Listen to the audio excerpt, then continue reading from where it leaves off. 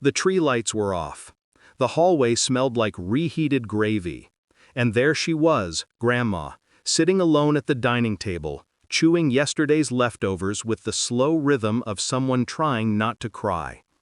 She didn't look up, just pushed an envelope across the table with a trembling hand. Inside, a single note. Spent your $8,500 loan on a family cruise. Take care of her. I didn't need to ask who wrote it.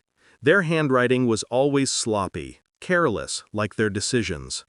Grandma finally whispered, "We'll fix this." I only nodded, because the part I didn't say was the part already forming like ice in my chest. I wasn't here to fix things. I was here to finish something. Back then, I still believed in them.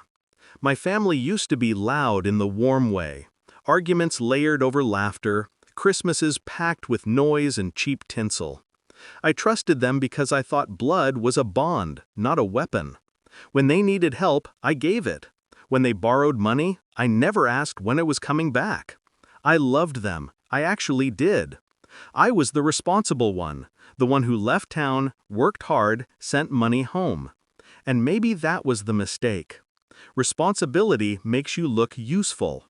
Usefulness makes you look like prey. But the shift wasn't sudden. It came quietly. The betrayal showed itself piece by piece. First, the calls stopped sounding like conversations and started sounding like requests. Then they forgot to pay me back. Then they needed more time. Then they stopped answering altogether.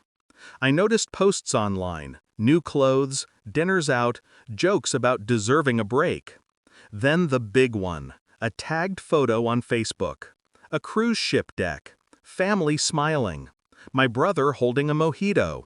My mother wearing a sun hat she couldn't afford. The caption, "Family trip, we earned it."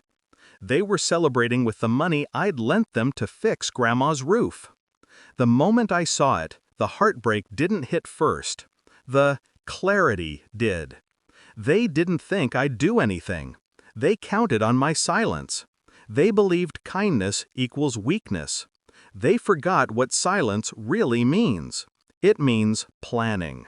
I didn't yell. I didn't call. I didn't warn them. Instead, I gathered everything.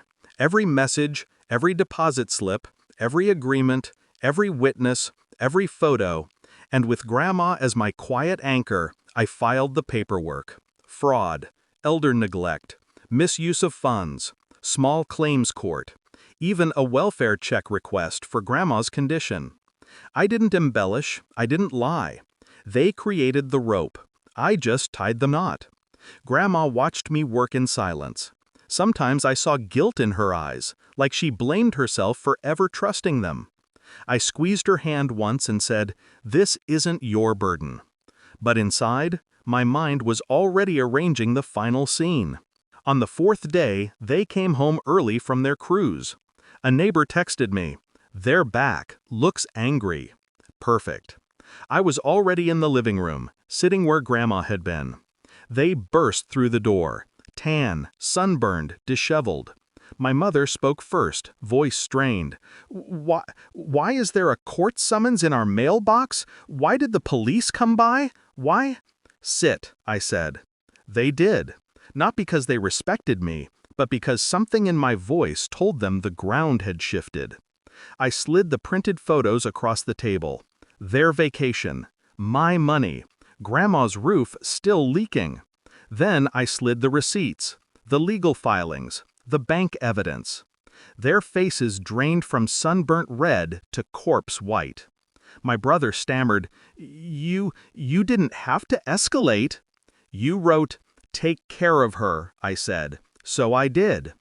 My mother's lip trembled. "We were going to pay you back." "No," I said calmly. "You were going to forget." Their excuses tangled like vines, pathetic, desperate. I let them talk until their voices cracked. Then I delivered the final cut. "Grandma is moving in with me, and you will repay every cent. If you don't, the charges proceed. Court date is already scheduled.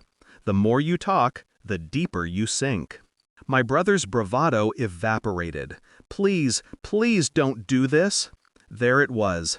The begging, the realization, the collapse. Everything they thought they controlled was now out of their hands. Because I hadn't fought them emotionally, I'd fought them structurally. When I left, Grandma walked beside me, steady and quiet. She didn't smile, but she looked lighter, as if someone had opened a window in her chest and let the stale air out. In the car, she whispered, "You didn't have to go this far." "I did," I said, "for you, for me, for the version of me they thought would never stand up."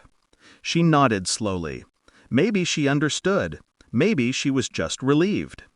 As we drove away, the house shrinking behind us, I felt something uncoil inside me. Not guilt, not triumph, balance. Justice doesn't always roar. Sometimes it whispers. Sometimes it signs paperwork.